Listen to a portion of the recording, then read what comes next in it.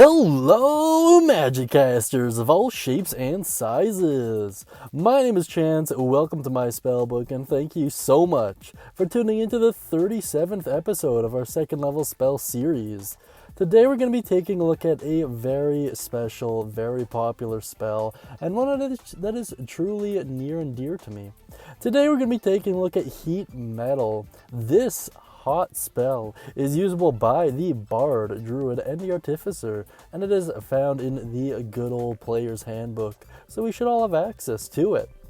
Now let's get into the general mechanics of this spell before we discuss what exactly makes it so great.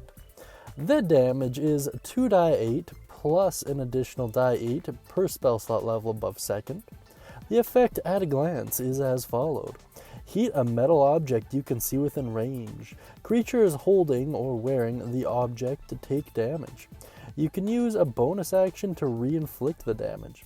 If the creature is holding the object, they make a Constitution save, dropping it on a fail. On a success, it has a disadvantage on attack rolls and checks until your next turn. Your cast time is a 1 action, the range is 60 feet, the duration is 1 minute, and it is a concentration spell. This saving throw is once again Constitution. The components are the Holy Trinity, meaning verbal, material, and somatic. If you are curious about that material component, it is a piece of iron and a flame, which is kind of interesting because that kind of implies that you might need 2 hands to cast it, although the spell doesn't directly say that, so by raw it's still a 1-hand cast, but just saying. In any case, the school is Transmutation and the damage type is fire, which makes a ton of logical sense. Now let's take a look at the full description here to better understand exactly how the spell works. Choose a manufactured metal object, such as a metal weapon or a suit of heavy or medium armor that you can see within range. You cause the object to glow red hot. Any creature in physical contact with the object takes 2 die 8 fire damage when you cast the spell.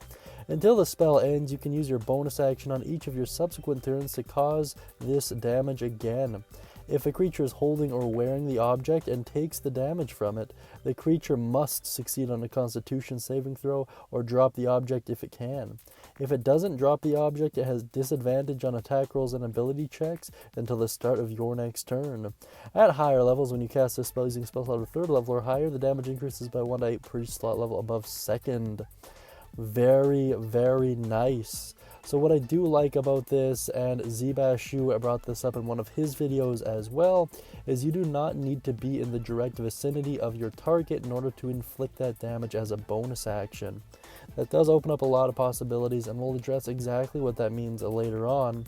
This is also a great way of dealing passive damage if you don't have a need for that bonus action directly. In any case, let's take a look at some alternative uses here and kind of get those creative juices flowing a little bit. So the first one I would like to point out is this is a perfect way to bring out a target. It is a perfect way to mark them and indicate that they are the one you're gunning for. The fact that you can make a large metal object on them glow red hot is super beneficial and makes it so if they run away or if they change their form somehow, it's still apparent while at the same time maintaining your ability to do damage to them and having them roll with disadvantage, which is all great, just fantastic stuff. And as I mentioned earlier, you could also cast this and then flee like crazy. Technically speaking, you could cast this multiple times on the same creature. The only caveat to that I would say would be to have to target different metal things.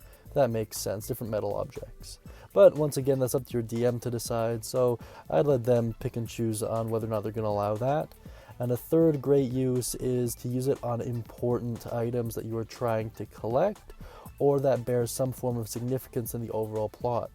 For example, if you are sent to interrupt a procession of kings, as it were, so the naming of a next king, and as soon as the crown got placed on this new corrupt king's head, you cast the spell and forced him to throw it on the ground or drop it or possibly get hurt by it, I feel like the vast majority of the audience, especially if they were religious in nature, would view that as a sign from God or some higher power at the very least. And I think that would be very cool in terms of a campaign.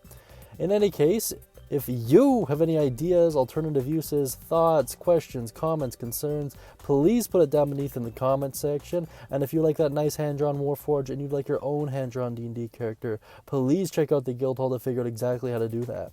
That being said, thank you so much, guys. I really do appreciate the time. I hope you all have a wonderful day, and as always, happy casting.